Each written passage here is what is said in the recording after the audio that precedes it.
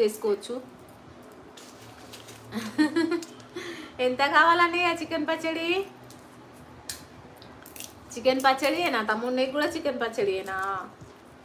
అయితే చికెన్ శుభ్రంగా కడుక్కొని ఉప్పు పసుపు వేసుకొని కొద్దిసేపు కలిపి పక్కకు పెట్టుకోవాలి తమ్ముడు. పక్కకు పెట్టుకొని ఆ నీరంతా పోయేదాకా ఇగ్గనియాలి గిన్నెలు వేసుకొని. మొత్తం ఇగ్గిపోయినాక ఆయిల్ పెట్టుకొని ఆయిల్లో ఫ్రై చేసుకోవాలి. ఫ్రై చేసి ఆయిల్ మామూలుగా సరిపోయేంత ఉంది అనుకుంటే దాంట్లోనే చెక్క లవంగం వేసుకొని ఒక 4 వెల్లుల్లిపాయలు దంచేసుకొని ఉప్పు కారం కొంచెం ధనియాల పొడి జీలకర్ర మెంతుల పొడి కొంచెం గరం మసాలా అన్నీ వేసుకొని బాగా కలుపుకోవాలి. అల్లం పేస్ట్ కూడా ఒక 2 స్పూన్లు అంత వేసుకోవాలి. హాఫ్ కేజీకి అయితే ఒక 2 స్పూన్లు స్పూన్నర అంత పడుతుంది. కేజీకి అయితే 2 స్పూన్లు నిండా పడుతుంది పెద్ద స్పూన్ తోటి. కారం అయితే ఒక 2 గరిటెలు వేసుకోవాలి. ఒక గరిటె ఉప్పు వేసుకోవాలి. కరెక్ట్ సరిపోతుంది.